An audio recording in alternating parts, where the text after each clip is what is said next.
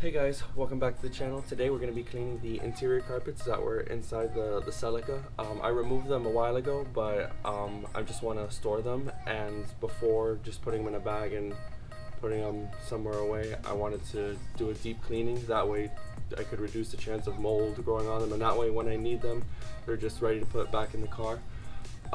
So what I'm going to go ahead and do, so this is what they look like now. As you can see, there's like some stains. This is the driver's side right here. This is where the gas and brake pedal and clutch would be. I've already done the trunk and like the rear passenger section. As you can see, some parts it looks a little faded. There's definitely some stains, so we're going to be taking care of that. And I'm also going to be removing this like insulation. I think it's there just to a little bit of heat, but also sound deadening. But you can also see where it was soaking up water from the car since it was leaking. So I'm going to remove that. If it turns out I want to put some sound deadening back in, I'll either do it another way, or I can just put some material like this back on. So the first thing I'm going to do is I'm going to remove this just by scraping it kind of. Well, I mean, here you go. This is already pretty easy. I think since it was soaked, it's easier to pull out from here. But there's going to be other sections where it's a little trickier and it kind of leaves some fibers behind. So what I'll do is I'll grab a spatula like this, and obviously I'll be using two hands, but just kind of be breaking the bond that it has with the plastic backing of the carpet. I also use this one too. And if there are any fibers that stay behind like this and they don't come up, then I've also got a wire brush, and I pull them out like that. So once I go ahead, I'll show you how to remove this insulation, and then we'll start cleaning the actual carpet.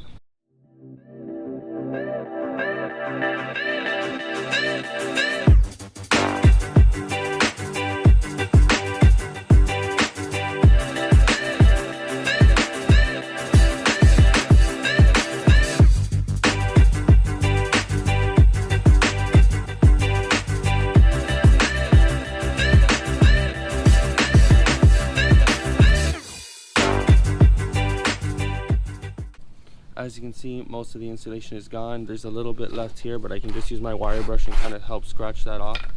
I'm removing the insulation because I don't think I'll need it. If I do need it, I can put it back later.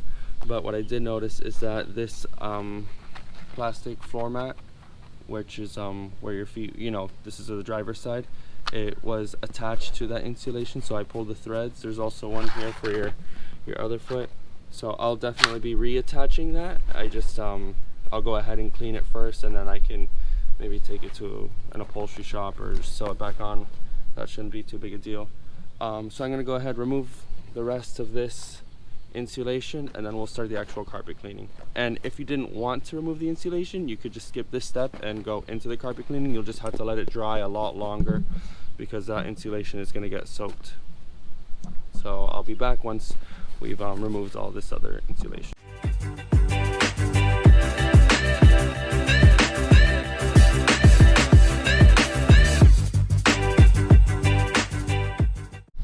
Alright, so now time to clean the carpets. What I'm going to do is first I'm going to soak it with water, and then I'm going to spray some carpet cleaner. This is just Chemical Guys stain extractor, diluted 20:1. I spray that all over, and then I'll let it sit a little bit, and then I have a drill brush, and I'll agitate it, I'll spray it, and then I'm going to do that a couple times. And then I also have this squeegee. It has a rubber tip that I normally use to like dry the garage, but on the other end, it's not made for this, but it's just a metal straight edge, and I'll take that and I'll use that to kind of squeegee the carpet. So not the rubber, just the metal. You could do that with any metal straight edge or anything hard that you feel will do the job. After I do that, I'm going to apply more carpet solution, and then I'll actually get my pressure cleaner out, and just so I can get really deep in there, and that'll help take out most of the stains and the dirt that's embedded in these carpets.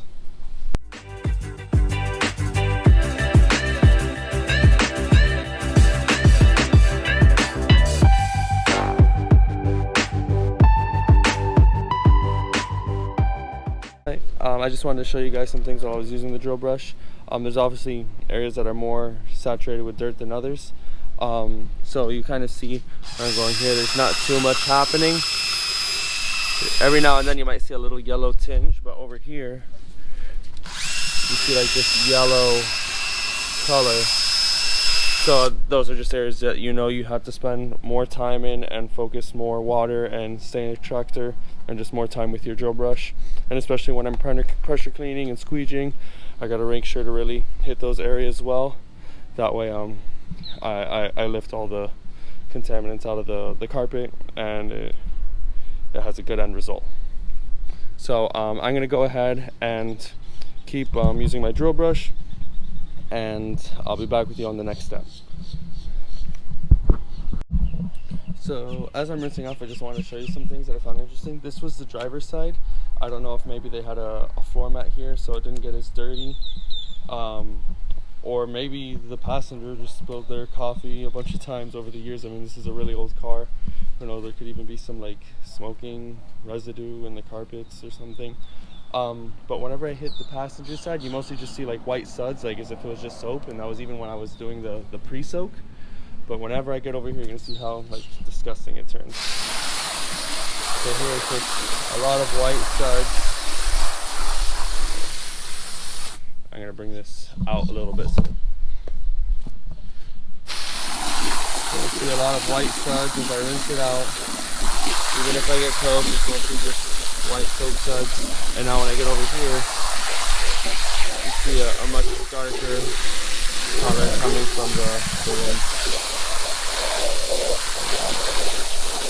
I don't know if the camera's picking that up, but I can definitely see it. So, kind of disgusting. And we just gotta make sure this side gets really clean as well.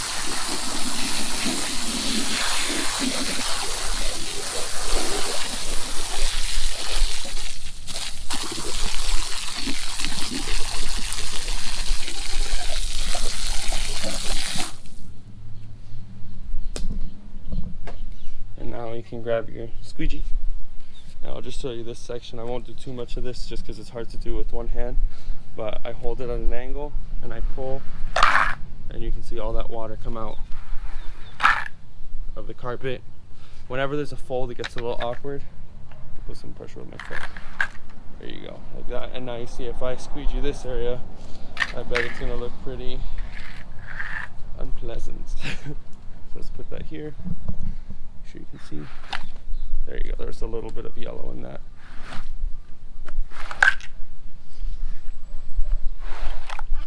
And that wasn't too bad. So I'm just gonna go ahead and squeegee this whole thing, and then I'll do another application of stain extractor, some more drill brushing, and then I'll get my pressure clean out to rinse it a couple times. Okay, so I sprayed it down with the stain extractor for the last time. I hit it with the drill brush. Now I'm gonna rinse it with the pressure cleaner. When I do this, I kind of do it in an overlapping motion. Like I'm kind of squeegeeing with my pressure cleaner, just pushing all the dirt and debris outside of the carpet. And you'll see some places, if you watch like the tip, right? So let's say I'm spraying. If you watch where it's hitting, so like right here, you'll start to see some of the dirt and mostly foam at this point come out. But yeah, take a look.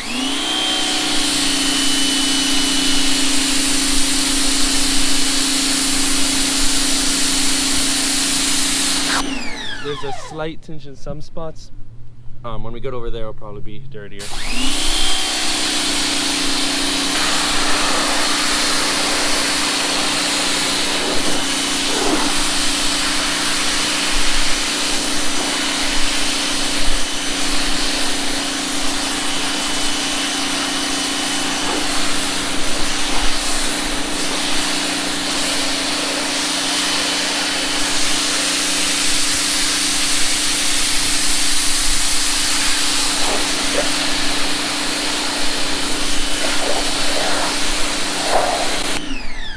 So you get the picture. I'm going to do that a couple times, just trying to really force out all the soap, and I'll show you how I dry it. It's still going to be the squeegee, but I also have another method that helps too. Okay, so I've already squeegeed the carpets to get the thick of the water out, but there's still definitely quite a bit in there. What I'm going to be using is a Bissell Spot Clean Pro. Normally I use this if I'm just doing like a carpet like that's inside of the car, because it has a squirter here where you can spray water as you so to help dilute the cleaner, but I've already done that, so I'm mostly just using this as a wet vac. But if I do see any spots that are a little like, you can see what's being sucked up right here, and if I see any spots that look dirty, I'll just go over, I'll spray it again, and just kind of keep repeating that until it dilutes the stain and helps remove it even more. Once I got it mostly dry, then at that point I'll just hang it up over the fence or over anything that'll just help it drip dry in the sun, and then that'll be it. So I'm gonna go ahead and get started on drying this now.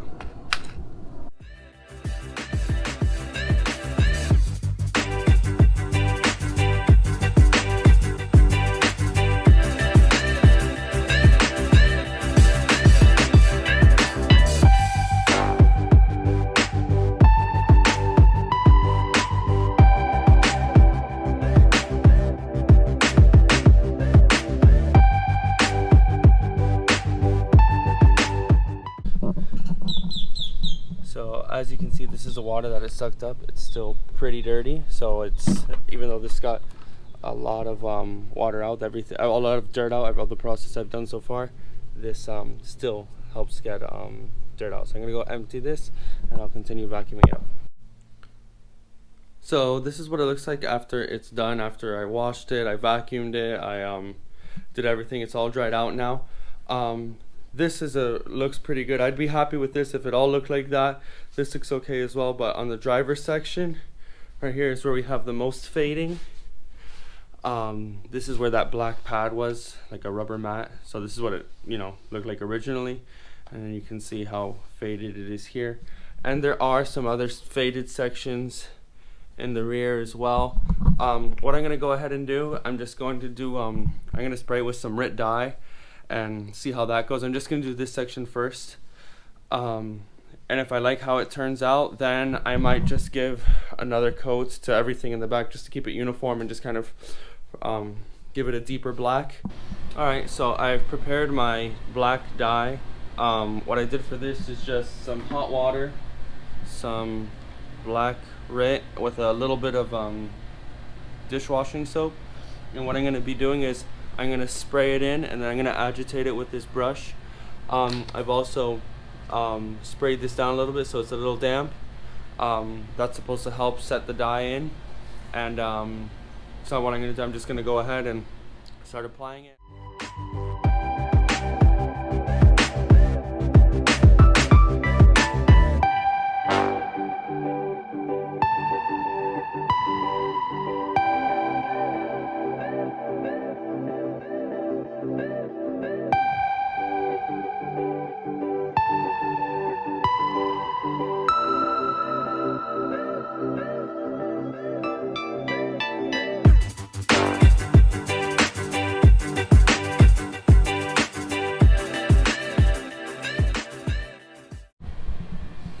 So I applied one coat, the entire bottle of the dye that I prepared.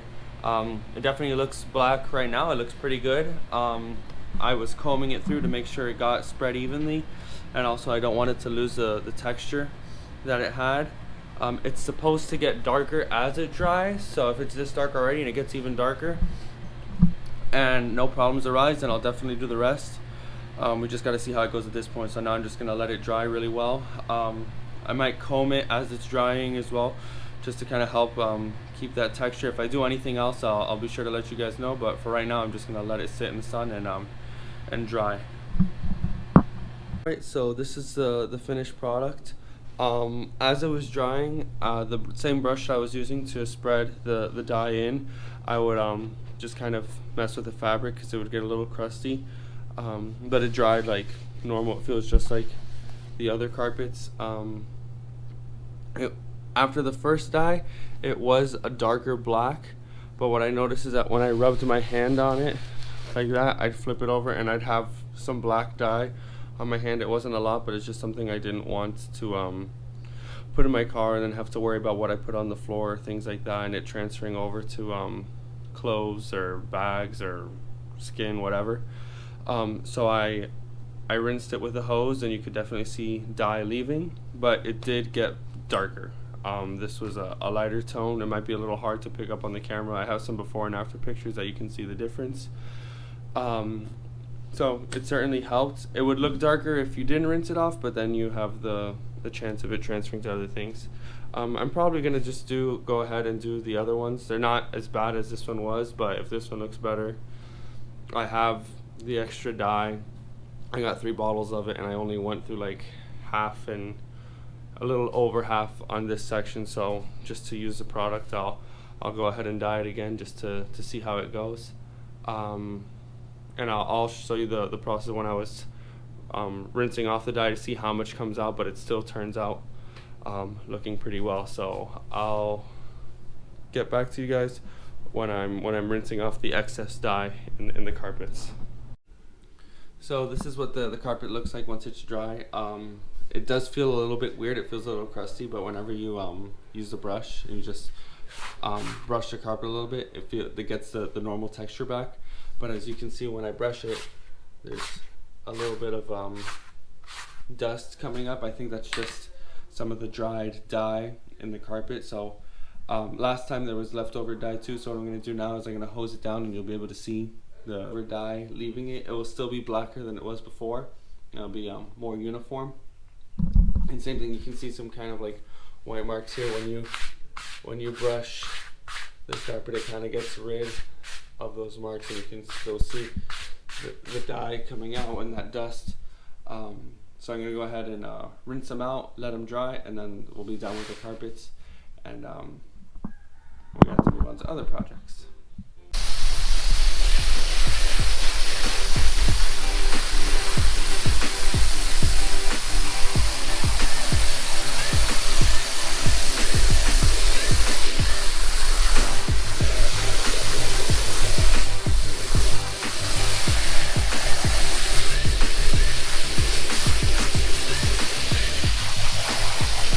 Keep in mind when you're doing this that the color is going to run. Just be mindful of what you're letting the dye run onto, and just rinse it off when you're done, and you'll be fine. But you can see how much dye was still left over. That's why we're rinsing it out. We'll let it dry. It'll be darker, and it'll look a lot better than before. So this is the final result. I definitely feel that the carpets are a little bit of a darker black. The rinse helped out because I no longer have a black residue from the dye in the carpet, so it was definitely worth rinsing it out. This area was probably the worst. You can see some slight differentiation in the color, but it's a good result. I'm going to be doing a couple more little projects like this because I am still learning to weld. You can see some of my practice welds. I'm still doing little things like this just to get more comfortable with welding before I start trying to weld on the car and repair all the metal, all the rust in the metal that needs to be done. So there's going to be little projects like this that I'm doing throughout the restoration while I'm practicing my welding and getting the car ready for welding. So be sure to stay tuned for those. If you have any questions, feel free to leave a comment in the comment section. If you like the video, be sure to leave a like, and don't forget to subscribe for more videos, and bye guys.